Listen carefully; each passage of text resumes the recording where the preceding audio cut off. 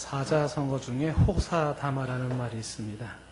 미중부족 호사다마라는 그런 말이 있는데, 옥에도 티가 있고 좋은 일엔 탈도 많고 또 반대도 많다라는 의미를 가지고 있습니다. 호자가 조로자, 일사자, 마늘따자, 마귀마자를 쓰고 있어요. 그러니까 좋은 일에 마귀가 많이 역사한다, 이런 의미를 가지고 있습니다. 마자를 함부로 이제 쓰는 용도에 따라서 또 좋은 일을 하려면 많은 풍파를 겪어야 한다, 이런 의도로도 쓰여지는 호사다마가 있습니다. 유사한 단어로 이제 시어다 골이라는 말이 있는데, 맛이 좋은 준치에는 가시가 많다 뜻으로 좋은 일의 한편에는 또 좋지 않은 일도 많이 생긴다라는 뜻이 있습니다. 유사한 내용으로 사도행전 14장 22절에 바울이 이런 얘기를 한 적이 있죠. 돌에 맞고 죽었다 깨어난 이후에 그가 하는 얘기입니다. 14장 22절에 우리가 하나님 나라에 들어가려면, 중간쯤에 나와 있죠. 우리가 하나님의 나라에 들어가려면 많은 환난을 겪어야 할 것이라 는 얘기를 합니다. 하늘나라에 들어가는 건 좋은 일이죠. 그런데 들어가려면 많은 환난을 겪어야 한다라는 어려움이 있을 수 있다라는 것입니다. 에베소의 오늘 장면을 보는데 유사한 모습으로 에베소에서 바울은 최대의 인생의 그런 사역의 절정기를 맞이를 했습니다. 두란노 서원에서 2년 동안을 가르치고 또 햇술 한 3년을 있으면서 성령의 역사가 얼마나 컸었는지, 앞치마와 손수건을 통해서도 병이 낫고 귀신이 떠나가는 일이 있었고요. 성령의 역사가 아주 강했습니다. 최대의 바울의 사역이라고 일컬어지는 에베소의 소위 에베소 성령 오순절 사건이 있었던 그때의 오늘 말씀이 바울에게는 잊을 수 없는 큰 충격의 소요 사건을 맞게 됩니다. 대대적인 시민 폭동이 일어나서 바울을 대적하는데, 바울의 평생 인생이 잊을 수 없는 또 충격적인 그러한 장면이기도 합니다. 어떤 내용인지를 한번 성경 본문을 보면은요, 21절과 22절 오늘 본문 말씀에 바울이 전도 계획을 세웠습니다. 로마까지도 좀 가야 되겠다라는 그런 계획이 있었고요. 그리고 자기를 돕던 디모데와 에라스도는 먼저 마게도냐로 보낸 상태였습니다. 자, 23절에 그때쯤 되어서 이제 소동이 일어나기 시작했는데, 그때쯤 되어라는 말은 이제 마술사들도 회개하고 그들의 책을 다 불사르고 있은 지 얼마 안 돼요, 그런 뜻이죠. 자, 이런 상황에서 이 도로 말미암아, 이 도가 뭐겠어요? 예수 그리스도 하나님의 나라, 그 도를 말미암아서 적지 아니한 소동이 있었다라는 것입니다. 적지 않은 소동이라는 게 엄청난 소동, 그렇죠? 커다란 대반란이 일어나기 시작을 했다라고 하는 것입니다. 그 소동, 에베소 전체가 들썩거리는 큰 소동의 배후에는 주동자가 있었는데, 그 주동자가 데메드리오라는 사람이에요. 24절 말씀에 보면 이 데메드리오라는 사람이 나옵니다. 소동의 주동자인데, 이 사람의 직업은 뭐냐면 은장색이라고 말을 하고 있습니다. 은장색이라는 것은 금이나 은 같은 거를 가지고서 어떤 형상을 만드는 세공업자를 은장색이라 하죠. 그러니까 은금을 가지고 뭔가를 만들어내는 세공을 업으로 하는 사람을 말합니다. 자, 이 데메트르가 은과 금으로 뭘 만들었을까요? 아담의 신상 모형을 만들었다라고 말합니다. 아담의 신상 모형을 만들어서 많은 직공도 주었고, 그리고 벌이가 아주 짭짤했다, 이런 것이죠. 자, 아담의 신상을 모형을 만들었다. 한번 사진을 볼까요? 어떤 걸 만드는 건지. 아담의 신상. 자, 아담의 신상이라고 하는 게 좀 나와 있는데, 여기 이제 최초의 아담의 신상이 아닌 모조품으로 만든 이제 모습입니다만은, 지금 에베소에 있었던 아담의 신상은 요거랑 조금 다른 모습이긴 해요. 유사하긴 하지만. 자, 이 여자 신입니다. 여신인데, 이 신을 만들어서 이 여신이 우리를 풍요롭게 한다, 이렇게 믿고 있었는데, 저걸 만들어가지고 이제 장사해서 돈벌이를 했다라는 것입니다. 이 여신을 가만히 보면은 가슴에 달려있는 게 되게 유방이에요.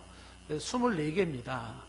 그러니까 24개로 저렇게 이제 풍성하게 생산성 있게 먹여 살린다 그런 의미가 있고, 저 동상에는 지금 나와 있지 않지만 원래는 저 머리에 성을 하나 이고 있습니다. 바벨론 성을 이고 있고요.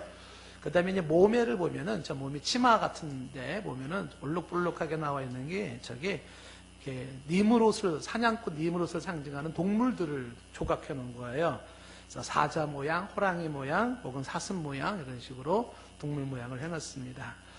저 아데미 시인이 아랍인들은 라트라고 부르고, 그 다음에 이집트에서는 이시스라고 불러요. 그리고 그리스에서는 저걸 아르테미스 이렇게 부르고, 그 다음에 로마에서는 디아나, 그리고 영어로는 다이애나라고 말하죠. 다이애나라고 하는 공주가 있었잖아요. 저 여신의 이름을 딴 거예요. 풍요의 신, 땅의 신, 다산의 여신. 근데 저 여신이 그렇게 복을 준다고 해서 전 세계 사람들이 저 신을 섬기는 거예요. 지금의 에베소만이 아니라 뭐 이집트에서, 그리스에서 여러 나라에서 저 신을 섬기는데, 저 신을 섬기는 게 에베소에서 5월에 축제가 열리는 겁니다. 이 축제에 열리는 상황을 보면 24명의 흰옷을 입은 여자 사제들이 앞에 서고, 그 다음에 그 뒤에 자신의 고환을 아데미 여신에게 바친 남자 사제들이 또 그 뒤에 서서 호위병처럼 따르게 되고, 소위 제의 행렬이라는 행렬이 이루어지기 시작을 합니다. 에베소 시청을 지나서 항구 부두에 이르면 소를 바치는 희생의식이 따라오는데, 24마리의 황소 고환을 잘라서 아데미 여신의 목에 걸어줍니다. 그러면 군중들은 이제 환호성을 지르기 시작하고, 무용수들이 음악 소리와 함께 춤을 추기 시작을 합니다. 그렇게 고살된 소들이 제단에 올려져서 그것이 한 아데미 신에게 올려질 때 축제는 무르익기 시작을 하는 것입니다. 그래서 이 5월을 중심으로 해서 이 신을 숭배하는 사람들이 굉장히 많았고, 5월이 아니더라도 이 신을 숭배하려고 하는 사람들이 많이 있었는데, 그래서 이곳을 에베소의 이 신을 숭배하러 오는 여행자들이 왔다가 이제 그 신상의 모형품들을 사가지고 가는 거죠. 그때 요 은장색이었던 데메드리오를 중심으로 한 사람들이 얼마나 바쁘게 저걸 만들겠습니까? 만들어가지고 사람들에게 장사하는데 아주 큰 부자가 된 사람이 있었다라고 하는 것입니다. 다시 본문 말씀 24절로 돌아오면, 자, 데메드리오라고 하는 이 은장색이 아데미 신상 모형을 만들어 직공들에게 적지 않은 벌이를 하게 했다라고 말을 하고 있습니다. 25절 말씀, 본문에 오늘 25절에 이제 이 데메드리오가 주동을 하는데 소동을 이렇게 주동을 합니다. 어떤 식으로 하냐면 25절에 그가 그 직공들과 그러한 영업하는 자들을 모으죠. 그러면서 이렇게 말을 합니다. 여러분도 알거니와 우리의 풍족한 생활이 이 생업이 있다라는 얘기로 이야기를 시작을 합니다. 우리의 풍족한 생활이라는 얘기를 하죠. 그들의 풍족한 생활, 그러니까 돈이 넉넉했다는 건데, 그 돈이 넉넉한 풍족한 생활이 뭐로 돈을 버는 거라고요? 우상, 아데미 여신 우상을 만들어서 그거를 판매함으로 생긴 수익이다라고 하는 것입니다. 그러니까 지금 이 데메드리오와 거기 있는 은장색 사람들은 우상을 많이 만들어서 사람들에게 그것을 팔아서 돈을 챙겼던 부자의 모습이었다라고 하는 것이죠. 결코 하나님이 기뻐하는 직업은 아니에요. 하나님이 기뻐하지 않는 직업인데 그걸 통해서 그렇게 풍요를 누렸다라고 하는 것입니다. 지금 이제 우리 사람들 중에는 그런 생각들을 하죠. 어떤 방법을 써서라도 하여튼 돈만 많이 벌었으면 좋겠다, 이런 생각을 갖지 않습니까? 사탄이 주는 생각이에요. 그런 생각을 버려야 됩니다. 돈만 많이 벌면 된다, 그건 아니에요. 돈을 벌더라도 정말 벌 수 있는 정확한 어떤 방법과 테두리가 있지요. 부정한 수입이라고 하는 게 있는데, 부정한 수입은 그것은 결코 복이 아닙니다. 그것은 결코 자랑도 아니에요. 그러니까 부정한 수익으로 내가 뭐 큰 집을 가지고 있고, 뭐 큰 차를 굴리고 있고, 보란 듯이 돈 펑펑 쓰면서 잘 살고 있다, 이건 자랑도 아니고요, 행복도 아닙니다. 부정한 수입으로 경제적인 풍요를 누리는 것은 부끄러움이고 불행이고 비극이고, 그의 내면은요 아주 피폐화된 처참함이 있습니다. 불행은 거기서 있는 것이에요. 우리가 여러분들이 경제적인 압박이 좀 있다고 하더라도 부정한 수입을 거절할 수 있는 그런 마음이 있기를 바랍니다. 예레미야 17장 11절에 성경은 이렇게 말을 하고 있어요. 불의로 치부하는 자는, 불의한 방법으로 돈을 버는 자는 자고새가 낫지 아니하 나를 품은 것 같아서 그의 중년에 그게 다 떠나가게 돼요. 다 떠나갑니다. 마치 모래를 움켜쥐고 있는, 바다에서 모래를 손에 움켜쥔 것과 같아요. 물이 한 번만 싹 지나가면 싹 빠져나가는 거야.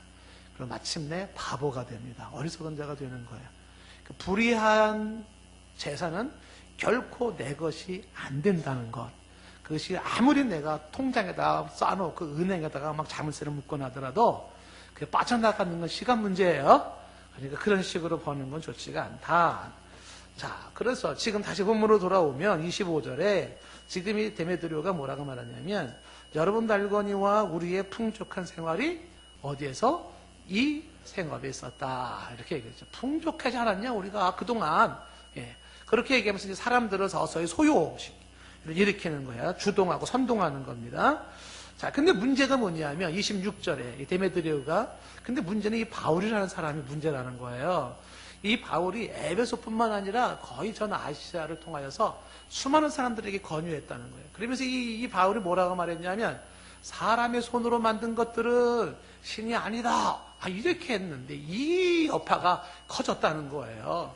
그러니까 사람의 손으로 만든 건 신이 아니라고. 우리가 열심히 지금 사람의 손으로 지금 아담의 신을 만들어, 여신을 만들어서 지금 팔고 있는데 그게 신이 아니라 그러니까 그 영향을 받은 사람들이 이 여신을 안 사가겠죠. 그리고 마술사까지도 지금 뭐 마술하던 거 다 그만두고 책 불태우고 그리고 다 공개적으로 회개하고 그리고 돌아오는 이 판에 장사가 안 되는 거예요. 그러니 이 바울이라는 사람, 이 바울이 말하고 있는 예수, 바울이 얘기하고 있는 하나님 나라, 이거 빨리 어떻게든지 우리가 데모해서 이거를 막아야 되겠다. 이런 식으로 이제 자극을 주는 거죠. 사람의 손으로 만든 것은 신이 아니다. 바울이 일찍이 이 얘기를 했었었죠. 아덴의 아레오바고에서 알지 못하는 신을 섬겼던 사람들에게 얘기했던 게 있었어요. 사도행전 17장 29절에 바울이 이렇게 얘기한 적이 있었죠. 이와 같이 하나님의 소생이 되었은즉, 이 얘기는 뭐냐면 우리가 하나님의 소생이에요. 하나님은 우리를 만든 거예요. 그런 것이지 하나님을 금이나 은이나 돌이나 사람의 기술과 고안으로 사람이 하나님을 만든 게 아니에요. 그렇게 하나님을 여길 것이 아니다. 하나님이 금이나 은이나 돌이나 사람의 기술, 사람의 아이디어, 사람의 고안, 사람의 손으로 그렇게 하나님이 만들어지는 게 아니다. 오히려 하나님이 천지를 창조하시고 오히려 하나님이 우리를 창조하신 것이지 우리가 하나님을 만드는 게 아니다. 이게 이제 바울의 설교였었잖아요. 근데 이것이 사람들 속에 쫙 들어가기 시작했던 것이죠. 이 말을 지금 여기 있는 데메드리오가 기억을 하고 있는 거죠. 바울이 저런 식으로 얘기하니까 우리가 우상 만들어 파는데 이 사람들이 서서히 안 사가는 거죠. 장사가 안 되는 거예요. 우리가 지금까지 이거 장사해가지고서 이렇게 풍족한 생활을 했는데 바울이 이런 식으로 얘기하고 다닌다라고 이야기를 하는 것입니다. 그래서 이제 27절에, 본문의 27절로 돌아오면 여기에서 이제 더 이 데메드리오가 이런 식으로 자극을 하죠. 우리의 이 영업이 천하여질 위험이 있을 뿐 아니라 그러죠. 천하여질이라는 게 뭐예요? 우리의 직업이 유치하다, 웃음거리가 된다, 그런 뜻입니다. 그렇죠. 원래부터가 유치했죠. 웃음거리죠. 백성들을 우미나 정책을 해가지고서 속여서 우상을 만들어서 돈을 벌어요. 근데 이게 자기네들의 영업이 저 바울 때문에 진실이 드러나는 거잖아요. 진실이 드러나면서 우리 직업이 이제 천하여지는 위험이 있다. 그러면서 덧붙이는 말이 뭐냐면 큰 여신 아데미의 신전도 무시당하게 되고, 그리고 또 온 아시아와 천하가 위하는, 사실 이 아데미의 신을 지금 세계로 퍼져나가고 있었거든요. 그러니까 아시아뿐만 아니라 천하가 위하는 그 여신의 위엄도 떨어질까노라, 이렇게 얘기를 하고 있어요. 자, 여기서 지금 얘기하고 있는 내용 중에 지금 이 아데미 여신을 이야기하면서 또 하나 거기 중간에 여신 아데미의 신전이다. 아데미 신전. 아데미 신전도 무시당하게 되고 라는 얘기가 있습니다. 이 아데미 신전을 강조하는 이유가 세계 7대 불가사의 중에 하나가 이 아데미 신전이라는 거예요. 그림 또 보여주시겠어요? 아데미 신전이라는 게 어떻게 생긴 거냐면 이렇게 생긴 거예요. 글자를 지워주셔야죠. 아니, 그림을 지우지 마요. 글자를 지우지.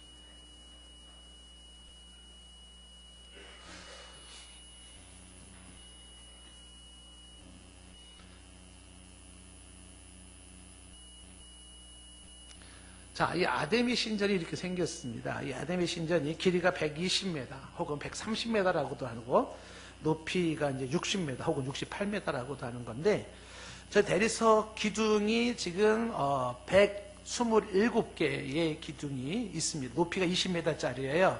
금물과 은으로 쌓여져 있어요. 주전 550년경에 만들어졌다가 저게 이제 불타서 없어지고 다시 세우고 또 없어지고 다시 세우고, 지금은 이제 기둥만 남아있고 그건 없어졌지만, 저게 이제 저 기둥이 저기서 아데미시를 섬기는 제의식이 이루어지는 겁니다. 저 이제 불가사의라고, 어떻게 산 위에 저런 집을 지을 수 있을까라고 하는 게 이제 불가사의 중에 하나로 들어가는데, 저 신전이 지금 어떻게 된다고요? 지금 무시를 당하게 된다라고 이야기를 하고 있는 것이에요. 지워줘도 괜찮습니다. 자, 이 데메드리오가 지금 이 에베소에서 소동을 일으키는데, 거기에 이제 선동하는 내용들이 어떤 내용이냐면, 이 사람들로 하여금 지금 막 자극을 시키는 게 뭐냐면, 우리가 그동안 잘 먹고 잘 살았지 않았느냐. 그런데 저 바울이라는 사람이 신은 이렇게 사람의 손으로 만든 건 신이 안 된다. 이런 식으로 얘기를 해가지고 우리가 장사가 안 되고 우리의 직업이 천해지고 있다. 그리고 우리의 여신인 이 아데미 신전도 무시당하고 있고, 그리고 세계가 위하고 있는 이 여신의 위엄도 지금 땅에 떨어지고 있다. 이런 식으로 이야기를 하고 있어요. 뒷부분에서 얘기하고 있는 27절의 뒷부분에서 얘기하고 있는 아데미 큰 여신, 아데미의 신전 이런 걸 운운하는 것은, 이것이 지금 이 데메드리오라고 하는 사람이 믿음이 좋고 신앙이 좋은 정말 신실한 여신을 믿는 신자이기 때문에 이렇게 말하는 게 아니에요. 지금 이 데메드리오가 이런 식으로 얘기하는 궁극적인 이유는 뭐냐면 자기 돈벌이에요. 자기 돈벌이를 위해서 지금 사람들에게 이런 식으로 자극을 시키는 것. 다시 말하면 종교를 빙자하여서 자신의 돈벌이, 장사하는 사람을 이야기하는 것을 말하는 것이죠. 이런 유사한 내용은 사도행전 16장에서도 우리가 보았단 말이에요. 16장에 한 소녀가 귀신에 들렸어요. 얼마나 불쌍합니까? 제정신이 아니에요. 근데 귀신의 심으로 사람들을 예언했단 말이에요. 그랬더니 그 소녀를 불쌍히 여기고 이 아이를 치료하려고 하는 게 아니라 못된 사람들이 이 소녀를 통해서 뭐해요? 장사를 했어요. 장사를. 그래서 바울이 그것에서 이제 이 아이의 귀신을 쫓아내므로 장사가 안 되니까 어떻게 돼요? 그 장사하는 사람이 또 막 들고 일어나지 않습니까? 그렇잖아요. 그러니까 사람의 생명이 중요한 것도 아니고 사람이 소중한 것도 아니에요. 무슨 종교가 중요한 것도 아닙니다. 돈이 중요한 거예요. 그런 돈벌이를 강조하는 사람들이, 이 사람들 어떻게 해요? 지금 이런 식으로 지금 종교를 빙자하면서 지금 바울이 참 종교를 이야기하고 진리와 생명을 이야기할 때 자신의 정체가 드러남으로 돈벌이가 안 되니까 이제 사람들, 군중을 선동하는 거예요. 군중들을. 그리고서 소요를 일으키기 시작하는 것입니다. 에베소에 있는 사람들의 이 모습들, 지금 이 데메드리오 같은 사람들을 가만히 지켜보면, 이 사람들은 지금 성경에 지금 사도행전 19장에만 나와 있는 모습이 아닌 겁니다. 우리가 살고 있는 현실에도 이 데메드리오 같은 사람이 얼마든지 있다는 겁니다. 정치를 들먹거리면서 사리사욕을 채우며 돈 버는 사람도 있고요. 법을 이야기하면서 그리고 돈 버는 사람도 있습니다. 지금 뉴스에 계속 나오지 않아요? 참 안타깝죠? 검사장이 있죠. 자신이 사람들에게 죄를 이렇게 조사했던 당신이 그 검사실을 자기가 조사받고 들어가니까 아주 괴롭다는 거 아닙니까? 후배 검사들이 지금 선배 검사에 이 사람 지금 막 조사하고 있으니까 얼마나 괴로워요. 지금 얼마나 지금 뭐 사실이 규명될지 모르지만, 그게 뭐 법이 정의롭게 처리를 했습니까? 아니에요. 다 돈 버는 장사였었어요. 돈 버는 장사. 그러니까 돈 가지고서 법을 들먹거리고 정치를 들먹거리는 것이 현실이었어요. 데메드리오의 모습이에요. 사회복지 얘기하면서 사실 사회복지를 합니까? 뒤에서 또 그렇게 그런 챙기는 사람도 있고요. 종교도 예의가 아니고 뭐 교회도 목사도 뭐 얼마나 이런 사람들이 많습니까? 이런 부정한 사람들이 특징이 뭐냐면 이 사람들은 군중 속에 숨어가가지고 자신의 돈벌이가 안 된다 싶으면 사람을 선동을 해요. 그래서 일으키는 거예요. 이런 사람들이 얼마나 교묘하고 교활하게 숨어서 사람들을 선동을 하는지 참 사람이 못됐지만 여기에 같이 또한 넘어가는 이 민중들, 군중들도 답답한 모습인 것이에요. 분별력이 없습니다. 예. 지금 아니나 다를까 지금 이 데메드리오가 이런 식으로 사람들을 막 선동을 하니까 오늘 말씀 보세요. 28절에 사람들이 분노하죠. 어떻게? 그들이 이 말을 듣고, 이 말이 뭐예요? 데메드리오 말을 듣고 분이 가득하여 외쳐 소리 지르기 시작하는 겁니다. 이들이 분이 가득하고 외쳤다라는 게 뭐겠어요? 데메드리오의 선동이 먹혀 들어갔다 그런 뜻이에요. 지금도 누군가가 우리 등 뒤에서 우리들을 지금 자극하고 있지 않겠습니까? 우리 사회 속에서. 그러면서 우리가 그 분별력 없는 모습으로 그렇게 넘어갈 수가 있어요. 28절에 사람들은 소리를 치죠. 크다. 에베소 사람이 아데미어라고 소리를 지릅니다. 크다. great. 위대하다. 에베소 사람이 아데미야. 소리를 지르는 거예요. 그들이 의식을 거행할 때 외치는 상투적인 표현인 것이에요. 사람들이 이렇게 분노하면서 소리를 지르기 시작하고 29절에는 시내가 요란에 빠지기 시작했습니다. 온 시내가, 서울 시내로 말한다면 서울 시내가 지금 막 정상이 아닌데 온통 아수라장이 된 모습인 것이죠. 그러면서 사람들은 바울의 일행이었던 가이오와 아리스토를 붙잡아가지고서 연극장, 노천극장이에요. 약 2만 4천 명이 모일 수 있는 그 극장으로 끌고 달려 들어가죠. 씩씩대면서 달려 들어가서 이제 한건 또 일을 벌이려고 하고 있는 것입니다.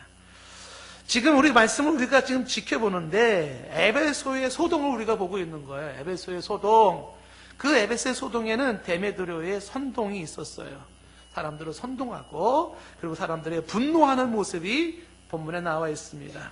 사람들이 소리를 지르고 요란하고 그리고 관계자들을 잡아들이는 그런 모습을 보고 있죠. 여기서 우리는 이런 질문을 한번 해볼 필요가 있습니다.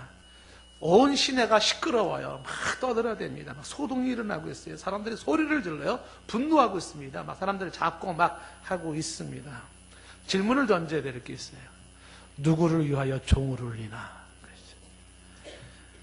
과연 이들이 이런 식으로 지금 하는 것은 누구를 위해서, 무엇을 위해서, 누구를 위한 소동이며 누구를 위한 분노인가요? 무엇을 위한 소동이며 무엇을 위한 분노인가? 이 질문이 던져질 중요한 순간입니다. 왜냐하면 32절 말씀에 보시면은요, 사람들이 외쳐 어떤 이는 이런 말을, 어떤 이는 저런 말을 하니 모인 무리가 분란하여 어떻게 됐어요? 태반이나 어찌 하여 모였는지 알지 못하더라 이렇게 되어 있습니다. 태반이나 어찌 모였는지 알지 못했다. 이게 뭐예요? 군중의 모습, 군중 심리가 이렇게 이루어지고 있었다는 것입니다. 사람들은 소리를 지르고 그 다음에 사람들은 분노하고 사람들은 지금 사람들을 막 끌고 오고 잡아오는데 왜? 누구를 위해서? 뭐 때문에? 정확한 이유가 분명치가 않았다는 겁니다. 과연 누구를 위해 종을 울리는지에 대한 심각한 문제가 생기고 있는 것입니다. 이 모습이 우리가 살고 있는 현실 세상과 거의 다르지가 않다는 사실입니다. 어그러진 세상들, 어그러진 인생들, 어그러진 사회의 모습이죠. 일그러진 세상, 일그러진 인생, 일그러진 사회의 모습입니다. 이런 사회의 모습이 뭐냐면 우상숭배가 많아요. 부질없는 우상숭배가 판을 치고 있어요. 시흥동에 얼마나 우상숭배하는 데가 많아요. 그렇죠? 그리고 이단자들이 판을 치고 있습니다. 그런 우상숭배자들, 이단자들은요, 그들의 열정도 대단한 거예요. 돈을, 얼마나 시간 잘 들이고 돈을 잘 모으고 마음을 다 바쳐서 그렇게 막 하는지 몰라요. 예? 지금 정작 필요한 데는 사람들이 이렇게 시간 못 내고 돈 안 냅니다. 돈 안 내놓고 마음 안 모아집니다. 근데 이런 어그러진 세상에, 일그러진 세상에서 일그러진 인생들은 여기에 막 열정적으로 보여요. 그리고 여기에 배금주의자들, 돈을 숭상하는 자들은 돈이 어두워 양심을 팔고 비인간적인 삶을 서슴없이 살면서 사람들을 자극하고 선동을 해요. 그리고 자신의 기득권을 유지하는 거예요. 속고 속이는 이 고도의 사기술이 통하고 있는 사회는 지금 에베소의 문제만이 아니라 지금 우리가 살고 있는 사회의 모습이기도 한 거예요. 속고 속이는 이 고도의 사기꾼들이 판을 치고 있는 사회가 아니냐라는 거죠. 각종 부조리가 만연하고 타락이 만연하고, 그런데 답답한 것은 무지한 백성들이, 군중들이 군중 심리에 왜 모였는지도 모를 만큼 그렇게 선동되어져 가지고서 그렇게 소리를 높이고 있지 않습니까? 이게 우리들의 모습이에요. 예? 사단의 모습 아니겠습니까? 그렇죠? 사단이 발악을 하고 있는 모습이에요. 예? 6월에는 이제 시청에서 또 뻘거벗고 또 쇼한다 하는 거 아닙니까? 예? 그게 공무원이 몰라서 그런다고는 하지만, 성경을 모르니까 그런다고는 하지만, 성경을 아는 사람들은 당연히 반대를 해야 되는 거죠. 인권과 죄악이 구분이 안 됩니까? 그게 인권입니까? 죄악입니까? 구분해야 돼요. 동성애가. 여러분, 이런 모습이 지금 사도 바울의 입장에서는 아주 괴로움의 극치예요. 괴로움의 극치. 사도 바울이 지금 이 고린도전서 15장 32절에 보면 이 에베소의 얘기를 이렇게 설명을 해요. 맹수와 싸웠다라는 얘기를 합니다. 고린도전서 15장 32절에. 그 맹수와 싸우는 고통의 현장이 뭐냐면 에베소에서의 자신의 모습이에요. 그리고 고린도후서 1장 8절에 보면은 이때 상황을 살 소망까지 끊어졌다라고 이야기를 하는 거죠. 더 이상 살 소망이 없었다. 이게 뭐냐면 바울이 무척 괴로웠다는 겁니다. 바울의 이 괴로움은 왜 이런 괴로움이 컸겠습니까? 그렇죠? 이 바울의 괴로움은 이런 거예요. 왜 인생을 이렇게 살아야 되냐는 거죠. 왜 사회가 이래야 되냐는 거예요. 왜 세상이 이래야 되냐는 것이죠. 가슴이 미어지고 눈물이 앞을 가리고 답답한 거예요. 왜냐하면 남 얘기가 아니기 때문에. 내 가족 식구들 이야기고 내 주변 사람들 이야기고 다 나와 관련된 이야기들이에요. 왜 이렇게 살아야 되는가? 사회가 왜 이래야 되는가? 정말 누구는 정말 휴지 주워가지고 몇천 원 돈을 벌고 시장에서 빽빽하게 고생해도 뭐 1,000원, 10,000원, 20,000원 막 이러고 살지 않아요? 근데 도박하는데 막 50억, 예? 이게 상상도 안 되는 숫자입니다. 그래가지고 또 그런 가지고 법에 문제가 생기니까 그걸 또, 예? 무마해달라고 높은 양반들, 법조인들한테 막 수십억씩 돈을 주잖아요. 데메드리오. 사람들이 뒤에서 또 선동하잖아요, 백성들을. 그래서 막, 그러니까 막 음탕하게 막 더러운 사회를 만들어 가는데, 여기 또 막 같이 또 놀아나는 사람들 있지 않습니까? 사도 바울이 생각했을 때 이 모습은 정말 맹수와 싸우는 현실이고, 그리고 정말 앞이 보이지 않는 저 큰 안개가 끼어있는 인생 같은 답답한 현실인 것이죠. 가슴을 칠 수밖에 없는 모습이다라는 것이에요. 이것이 바로 에베소의 모습이고 또한 오늘 우리가 살고 있는 현실이기도 합니다. 어쩌면 우리는 지금 이 현실 앞에서 우리는 고통하는 사람이 있을 수도 있을 것이에요. 믿음으로 살려고 하는데 정말 선하게 살고 싶은데, 바르게 살고 싶은데, 정직하게 살고 싶은데, 원칙대로 살고 싶은데 그렇게 살고는 이 세상에 생존이 안 돼요.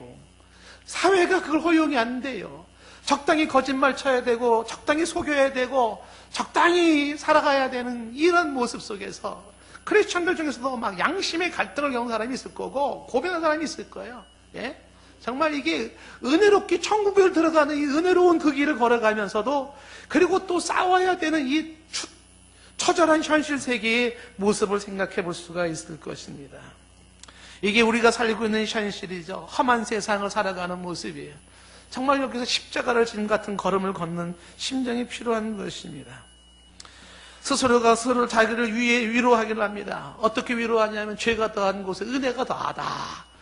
은혜가 더한 곳에 죄가 더한 것이지. 그래 내가 바르게 살려고 그러면 힘들지. 옳게 살려고 그러면 힘든 것이지. 주의 뜻을 이루려고 그러면 힘든 것이지.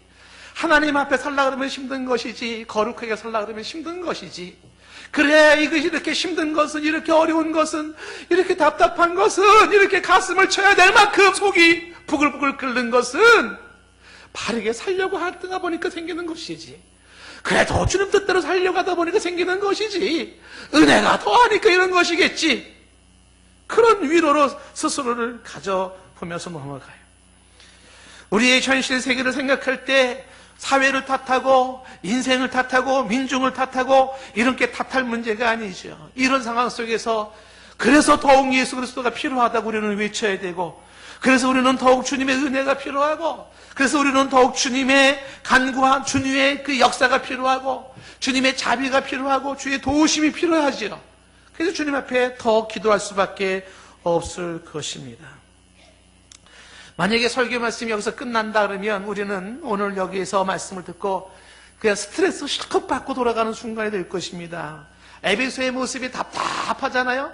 그 데메드리오 사람들 기분 나쁘지 않아요? 그리고 그 군중도 선동된 사람들 보세요. 얼마나 참 안쓰럽습니까? 그게 우리의 현실도 그러하다 그러니 얼마나 답답해요. 속이 부글부글 끓지 않겠습니까? 자, 그런데 오늘 말씀에는 이런 어두운 세상 속에도 빛과 같은 사람이 있고, 이런 싸고 냄새나는 곳에도 향기를 바라는 사람이 있더라는 것인데, 그 내용이 뭐냐면 시대의 희망과 등불의 사람들이 있어요. 29절에 가이오와 아리스타고라고 하는 사람이죠. 이 사람에 대한 이야기는 성경이 여러 군데 나오지만 뭐 동명이인이라고도 볼 수 있겠지만, 그리고 30절과 31절에 보면은 이 바울의 친구들이 있습니다. 바울이 지금 이런 상황 속에서 시내에 그 소요 일어나는 곳에 30절에 막 들어가려고 하지 않아요? 백성을 들어가려고 하잖아요? 이 바울이 지금 각오를 하고 있는 거죠. 각오를 하고 들어가겠다. 이러죠. 그래서 제자들이 말립니다. 그리고 31절에 보면 아시아의 관리 중에 바울의 친구 된 자가 있어요. 관리는 공무원입니다. 이 공무원 중에 바울의 친구가 있는데 이들이 바울에게 통지를 해줬어요. 연극장 들어가지 마라. 네가 들어가가지고서 이 문제 해결되는 문제가 아니다. 이 관리들, 이들이 참 훌륭한데 이 관리들이 바울을 만류했던 이유가 있습니다. 왜 바울로 하여금 거기 못 들어가게 했냐면 이 관리들이 지금 보이지 않는 공무원이지만 그들이 있는 그 자리에서 빛과 소금의 역할을 감당하는 하나님의 사람들인데, 이들이 어떻게 이 사건을 처리하냐 하면 처리하는 방법이 기가 막힙니다. 예? 그 흥분하고 있는 군중들과 무리들 앞에서 34절 말씀에 이제 사람들이 소리를 막 지르고 있잖아요. 그때 35절 말씀에 보면 저기 공무원 중에 한 사람이 서기장이 등장을 하는 것이에요. 서기장이 무리를 진정시키면서 이렇게 중지해 나가기 시작해요.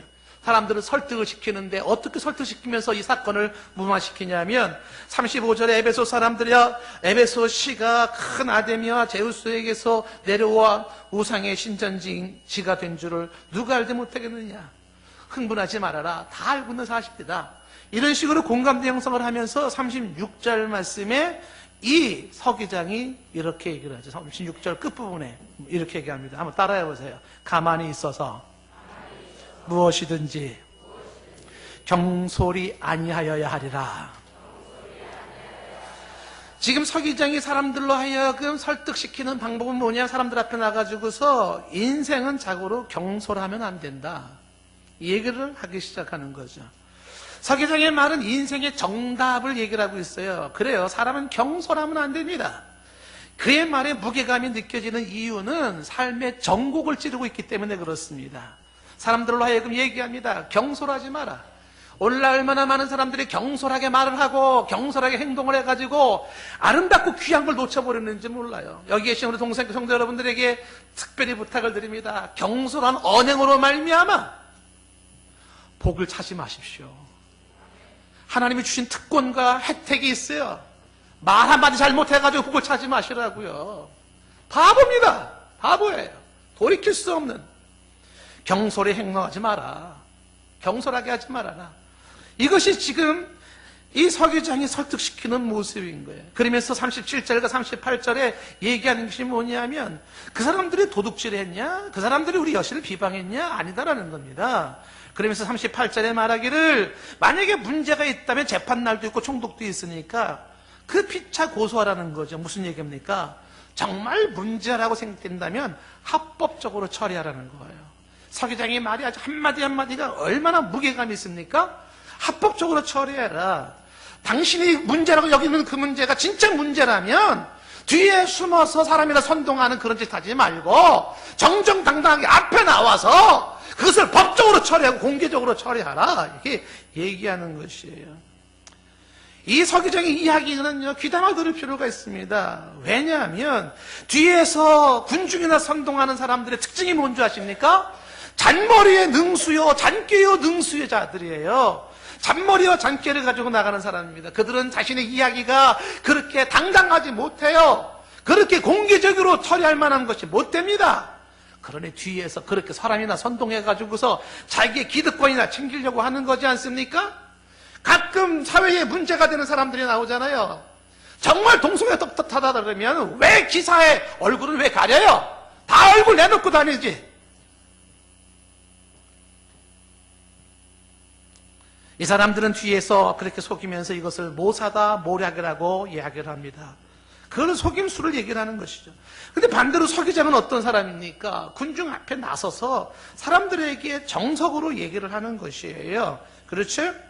이것이 무슨 얘기냐면 저와 여러분들이 배워야 될 삶의 모습 중에 하나가 뭐냐면 공개적으로 사람 앞에서 떳떳하고 당당하게 말할 수 있는 것을 말해야 돼요. 사람들 앞에서 공개적으로 떳떳하게 말할 수 없는 것들은 말하면 안 됩니다. 뒤에서 이렇게 사람들이나 선동하는 이것은 안 좋은 건데 한국 문화의 이 문화가 바뀌어져야 됩니다.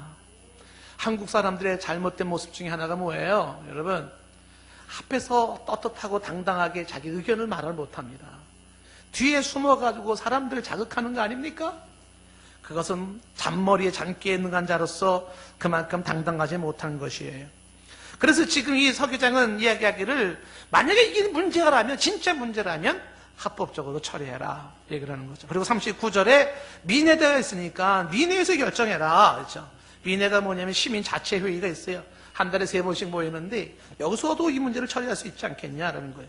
그리고 40절 말씀에 이게 까닭도 없이 이 일이 이루어졌다. 우리가 지금 분명한 근거 자료도 없는 상태라면 소요 사건으로 책망을 받을 위험이 있다는 것입니다. 로마 정부의 통치 아래 있었던 상황에서 로마 정부의 문책사항이 이루어져요. 공무원들 다 문책받아야 되고요. 주동자 재판에 회부될 수밖에 없고요. 그러면 이 재판에 회부된 주동자들은요, 심하게는 사형까지 받게 되고 도시가 폐쇄될 수도 있습니다. 없어질 수도 있습니다. 그래서 40절에 불법 집회로 인한 보고자료가 없다. 이 불법 집회의 책임을 우리는 면할 수가 없다. 그러니 흥분하지 말고 소리 지르지 말고 뭐하라? 여기서 이 소요를 끝내라라고 하는 것입니다. 이게 사람들에게 먹혀 들어갔어요. 41절에. 그래서 그 모임이 흩어지게 됐습니다. 서기장이 가지고 있었던 그 정석, 논리가 대단한 것이죠. 서기장의 이 설득력이 돋보이는 그러한 장면인 것입니다. 이렇게 해서 결국 에베소의 소요 사건은 마무리가 됩니다. 하나님의 서기장을 통해서 사태를 진정시키시고 마무리한 모습인 거죠. 이 서기장이 대단해 보이고 멋있어 보이지 않습니까? 어디 이런 공무원 없나요? 어디 이러한 법조인 좀 없나요? 어디 이러한 선생님 좀 없나요? 어디 좀 이러한 사람 좀 없나요? 이게 우리의 사모함이에요. 열왕기상 18장에도 보면 아합 왕궁에 이세벨이 막 선지자들을 막 죽이잖아요. 그때 그 국내 대시였던 그 오바댜가 이 사람이 여호와를 크게 경외하는 사람으로서 선지자들 100명을 살려줍니다.